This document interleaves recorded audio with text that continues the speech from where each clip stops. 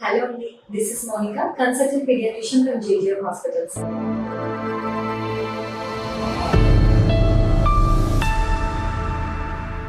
ఈ రోజు మనం పిల్లల్లో డైపర్స్ గురించి తెలుసుకుందాం. అసలు డైపర్స్ యూజ్ చేయొచ్చు అని అడుగుతుంటారు. డైపర్స్ అనేవి యూజ్ చేసుకోవచ్చు అండి, కానీ మీరు వాటికి సంబంధించిన కరెక్ట్ మెషర్స్ అనేవి తీసుకోవాలి అనమాట. డైపర్స్ ఎన్ని సార్లకు మార్చుకోవచ్చు అంటే ఎన్ని గంటలకు మార్చుకోవచ్చు అని అడుగుతూ ఉంటారు. మినిమం ఒక 3 hours తర్వాత మీ డైపర్స్ మార్చుకోవచ్చు అండి. లేదా ఆ లోపు కానీ టాయిలెట్ కానీ విరోచనం కానీ వెళ్ళిపోతే మీరు వెంటనే మీ పిల్లల డైపర్స్ మార్చుకోవాలన్నమాట. డైపర్స్ వాడేప్పుడు మీరు తీసుకోవాల్సిన జాగ్రత్తలు, ముందుగా డైపర్ వేయడానికన్నా ముందు మీరు మీ పిల్లల ఆ ఏరియా అంతా శుభ్రంగా ఉందా లేదా అని చెప్పి చూసుకోవాలన్నమాట. రెండోది వచ్చేసి అక్కడ ర్యాష్ ఏమైనా ఉందా లేదా అని చెప్పి చూసుకోవాలి. మూడోది వచ్చేసరికి మీరు డైపర్ వేయడానికన్నా ముందు ఆ ఏరియాని శుభ్రపరిచాక అక్కడ ఆ ఏరియాలో మీరు కొంచెం మాయిశ్చరైజర్ లాంటిది అప్లై చేయండి. దాని తర్వాత మీ పిల్లల్ని మీరు ప్రతిసారి నీట్గా శుభ్రం చేశాక కొంచెం పొడిబారం ఇవ్వాలండి.